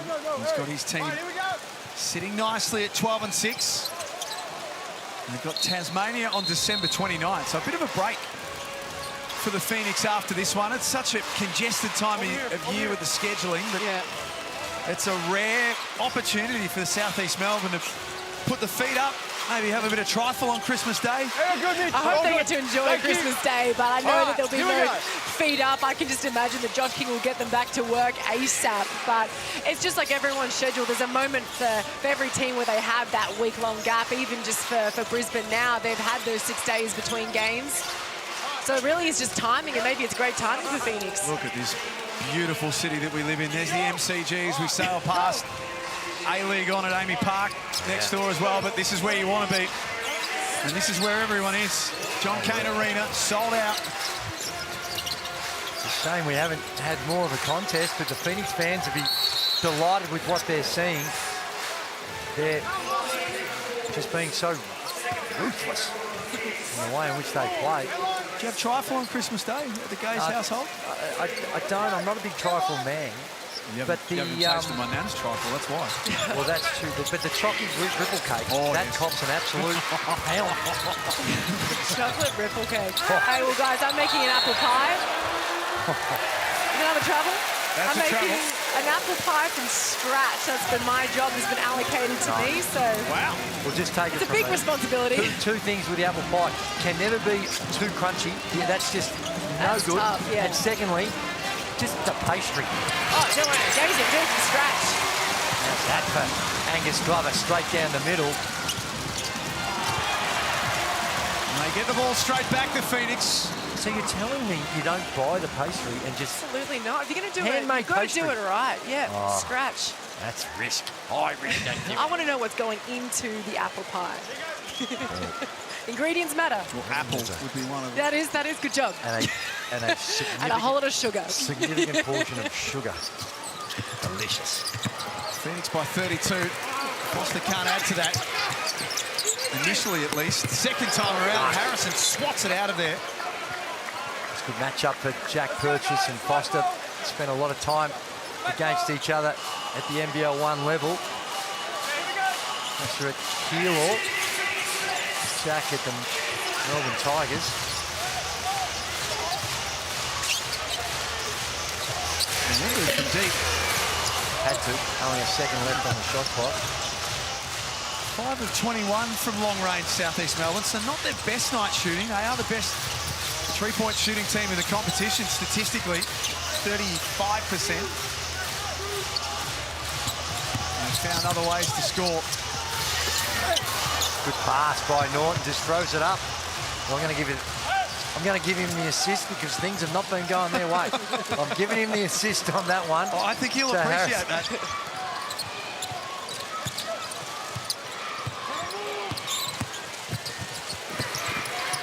Foster with his feet set. This is everything. Mitchell inside for a lead. And one.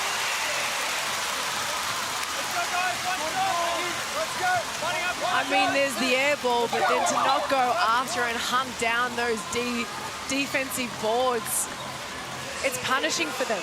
It's punishing for Brisbane. Well, 14 offensive boards. Brisbane have done a decent job. They got 17 no boards.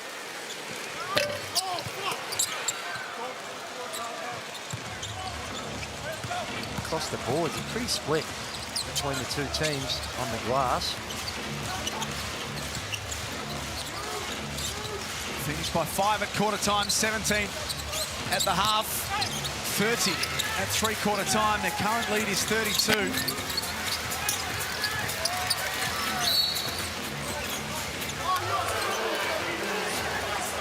Becoming a bit of a one-on-one style game. There's no real ball movement, just trying to break down the defender and then jump in the air, and it's sort of a hopeful pass.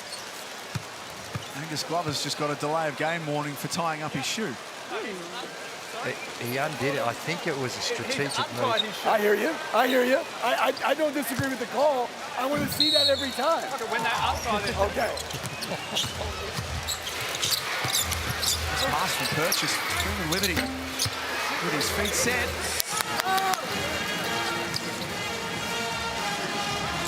29-point differential. Brisbane only amassed 62 points on Sunday at home against the Perth Wildcats. They've got 55 here, so things haven't improved. Their home record this season, Drew, 1-7, the Brisbane Bullets on their home floor.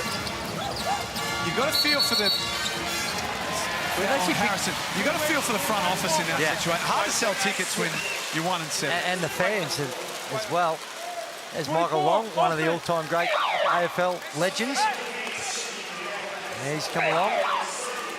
But they've actually picked up a couple of good wins on the road as well.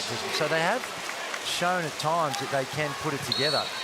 Just the level of consistency, but the turmoil that they've had to deal with, the turning over the imports and some issues with the personality issues, we'll call them.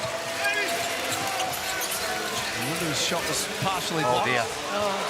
That had neon lights flashing all over it, and Hunter Maldonado saw it coming. Kelsey Brown courtside.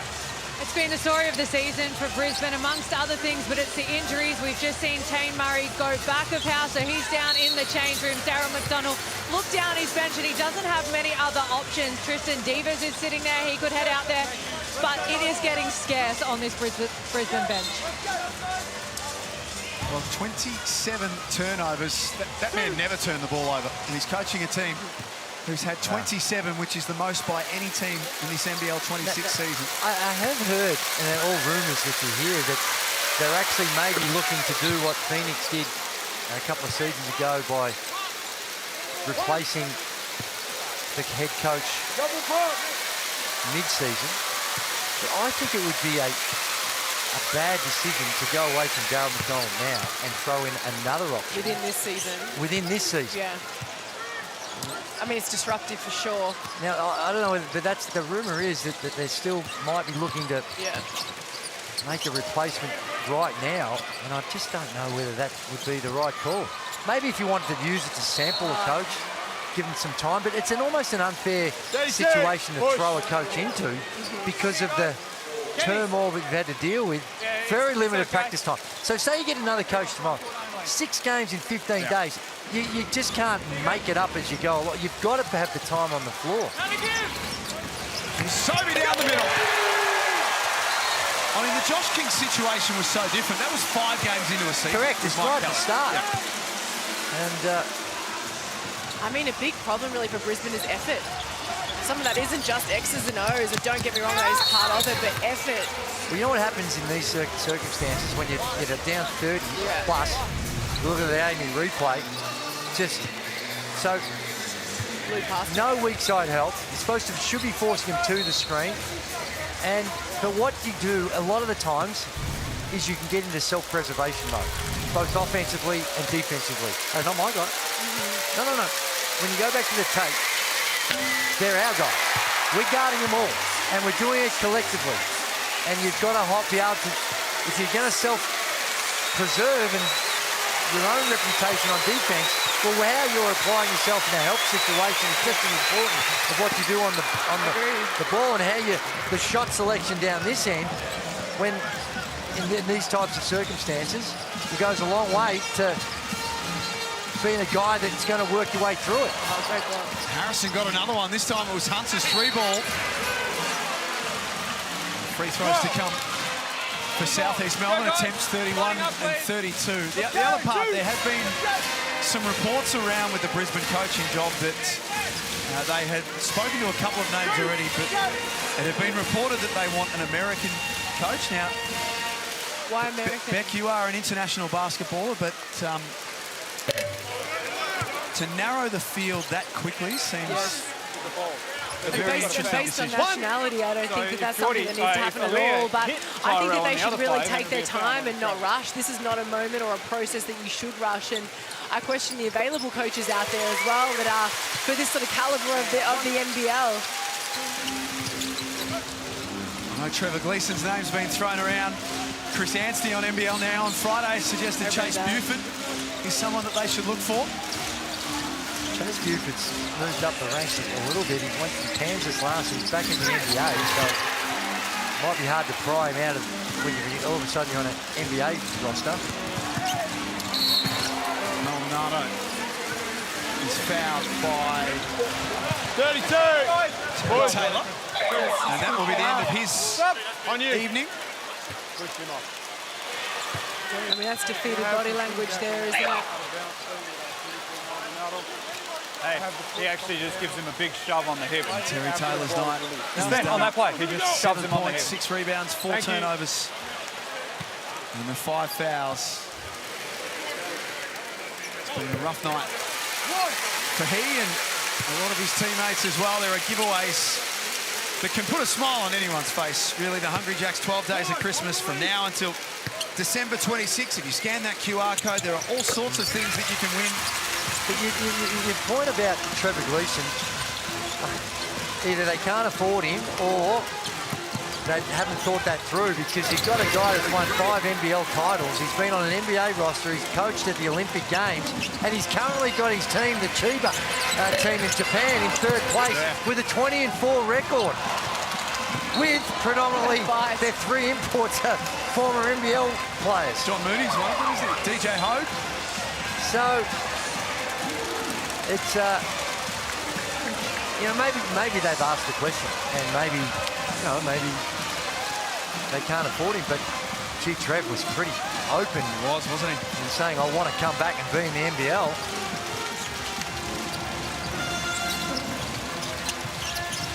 91-58.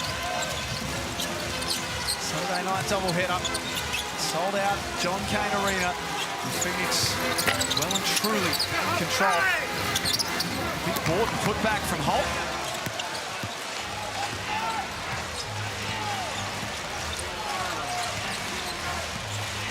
Pat Ryan checking in as well for Southeast Melbourne. His first season here in the league. It's a nice pass for a wide open Jordan Hunter. I mean, miscommunication, losing your opponent. These miscommunications are really problematic. It was the same in the Perth game. It's happening again today. Holt steps out for 3. There is something to work with this young guy. Oh, no doubt. He's got a big body. That shooting form, Beck, that's very attractive. That's money. Very pleasant on the eye. Oh.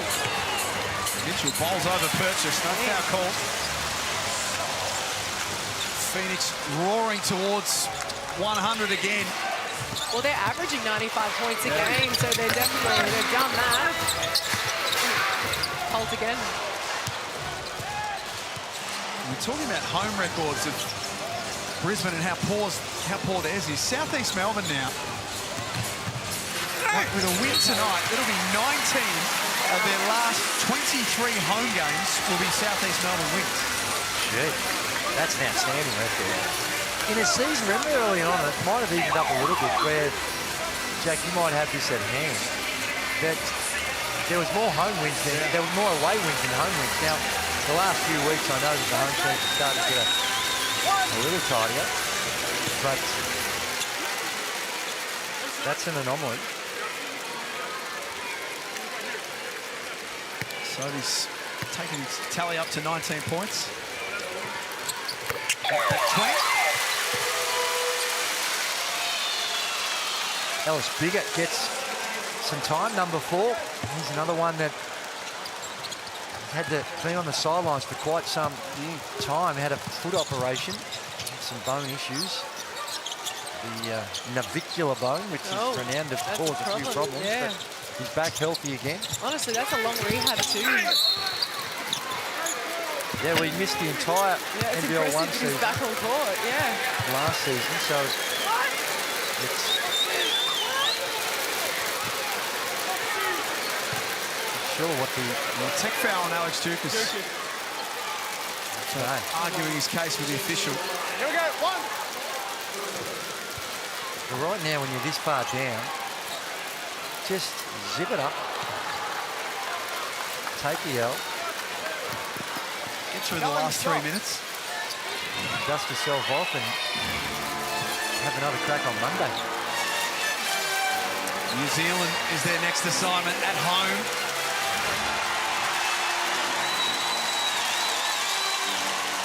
Josh King hasn't quite relaxed yet. Will that man sit down though? I don't know. He'll stay standing. Hey! We have 2 Foxwells on the floor. Listen to the roar. I love this. That's Austin Foxwell's music. I love this. Well, now he's going to have to spend some time, more time on the sidelines because T-Max called a timeout. He can stretch it out for a little bit longer. 98-65.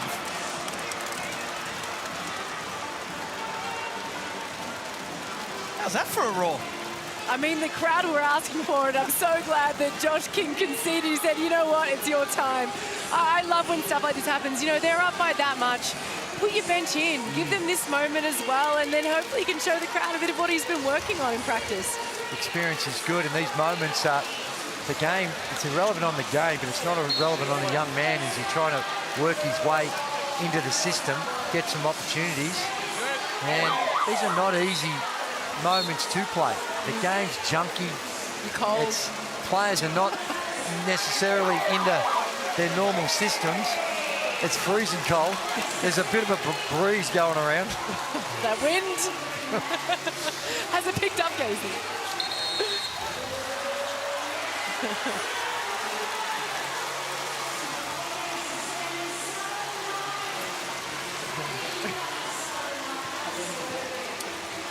3 minutes and 2 seconds remaining on Saturday Night Hoops. It's the Southeast Melbourne Phoenix well and truly in control, 98-65.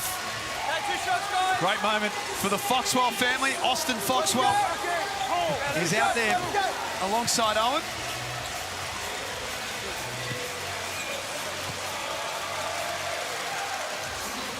Suited up in round 11 against Southeast Melbourne, didn't play. A very, very talented basketball family, the Foxwells. Oh, my word, his other brother at the University of Portland. Joel doing some sharp things as well.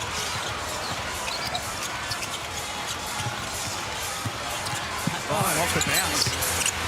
No hesitation. Comes out, attacks the rim. Freeman Liberty lays it up, gets it back under 30. 15 points for the night, 4 of 16 though. Challenging.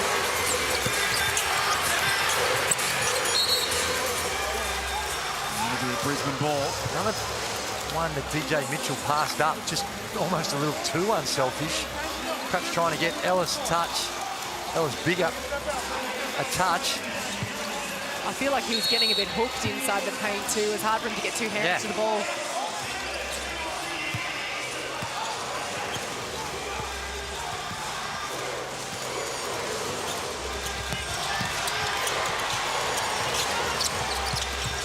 Smith-Milner. Oh. Shot clock at 10. Still left-handed. Push doesn't go. 3 Southeast Melbourne players for that rebound. Digger got after it. DJ Mitchell. He bombs away, and that'll be another foul on Brisbane. Good job, Kenny. Smith-Milner called for that one. Good job, Scope. Black. So do they run a play for Austin Foxwell here? Yes. Try and Yes, they do. The crowd are just... I want it. They haven't had a lot to really focus in on too much, but... They wanted him to shoot the ball then, but the pass is the right decision. But that's right. You can't just get caught up in what the crowd wants. You got to... And he's not going to either. Make sure you take the right shot. look at him smiling out there. He's living the dream. He's in front of 10,000 people on a basketball floor. And with a nice, comfortable lead, 30-point buffer. He's watched his two brothers do it. Now he gets his turn. Kelsey Brown. It's a sign of a good team, and it's when everyone wants to celebrate each other's wins, and everyone was on their feet on the Southeast Melbourne Phoenix bench when Alice Bigger went to the line. Then they are desperate for Joel to get a shot up as well. So I can feel it on this side of the court. They are keen for it. I love that. Offensive foul. Helping his brother up too. Javon Freeman-Liberty, he's going to have one that he's just not going to want to remember. 4 of 16 from the field, 5 turnovers, 1 assist and 1 O-board.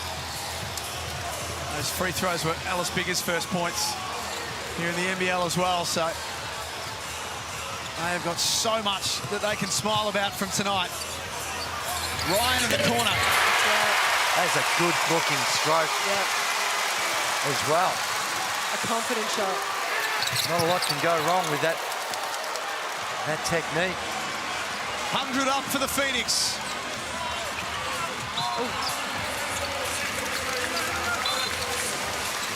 I mean, Owen Foxwell has played so well coming back from injury. He hasn't shown any signs of hesitation. He's playing with speed. He's changing direction. He's facilitating. It's a great first game back.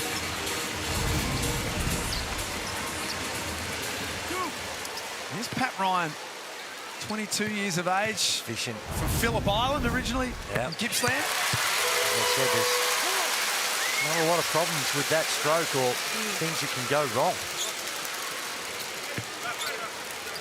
Everything's aligned. Nice follow through.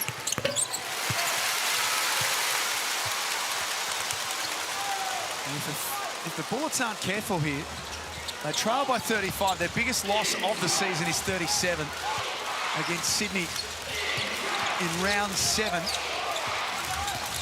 They've got 1 minute and 5 to negotiate.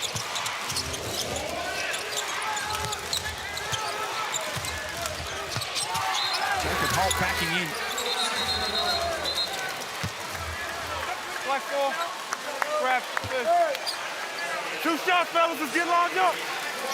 Let's go now, fellas. Here we go. 2 shots for Brisbane. Tomorrow, Tasmania and Perth.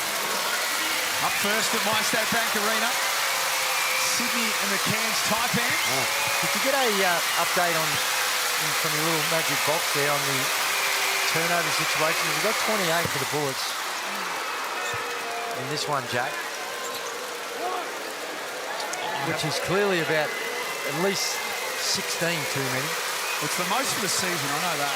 Yeah, good call. I have no further updates. Okay.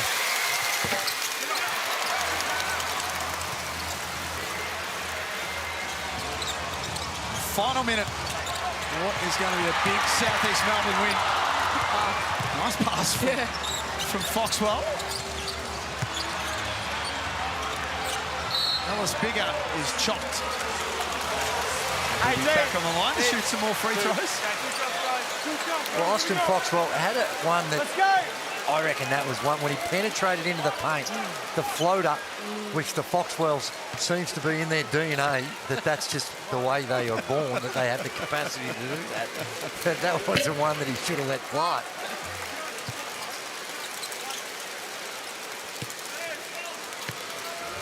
It was a nice pass there, though, wasn't it? It was. It was a nice pass, but yeah. You've got to give the fans You want him to shoot. I agree.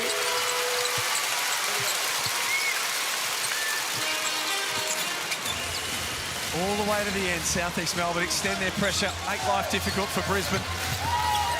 Purchase knocks it down. He's had a couple of those. It's good to see. This home crowd are desperate for Austin Foxwell to get a shot away.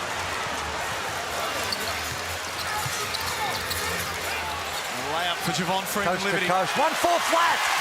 I'll call it. 1-4 flat. Let the man go to work. Shoot it from halfway. Why not? The championship series. Austin Foxwell's got his first NBL points.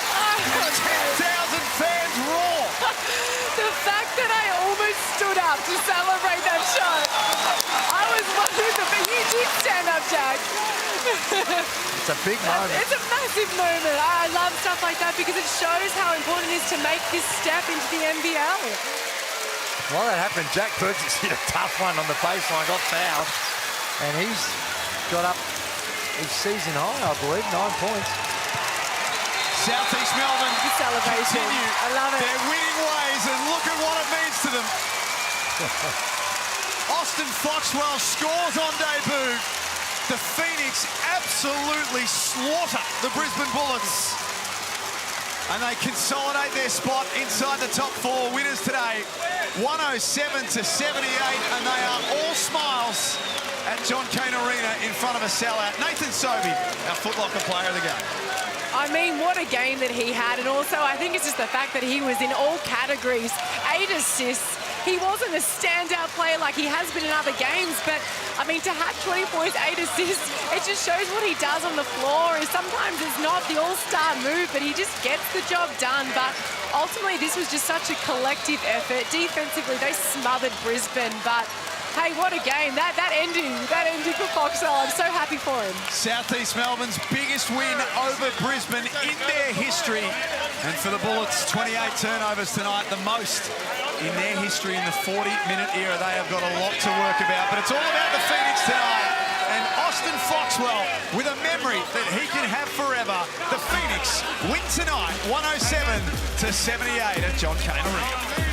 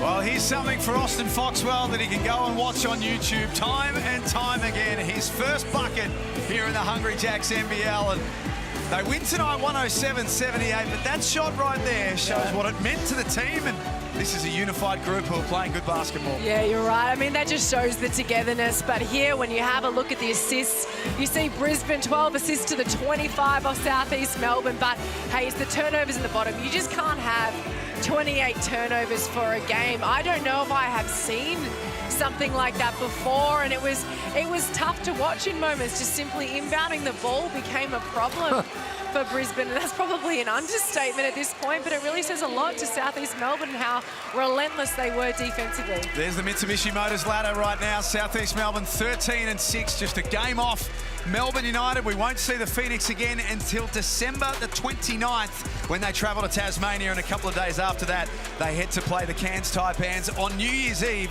at the Cairns Convention Centre. But tomorrow it is the Tasmania Jack Jumpers first up as they play host to the Perth Wildcats at a sold-out MyState Bank Arena. And then straight after that, Kendrick Davis and the Sydney Kings, who have really started to get it together, host the Cairns Taipans on Sunday basketball. Brisbane and New Zealand on Monday. Melbourne and Tasmania on Tuesday. But Austin Foxwell and the Southeast Melbourne Phoenix have themselves a night to remember. On behalf of Andrew Gaze, Beck Allen, Kelsey Brown, and our team behind the scenes on a magical night here in Melbourne with the roof open. Thanks so much for being with us. It's the Phoenix who win 107-78 here in the Hungry Jacks NBL.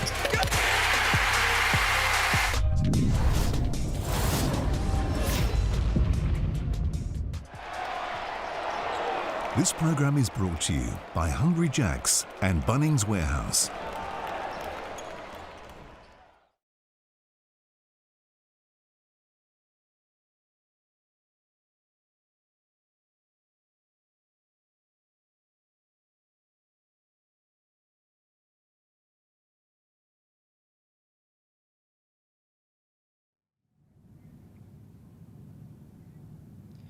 No worries. This is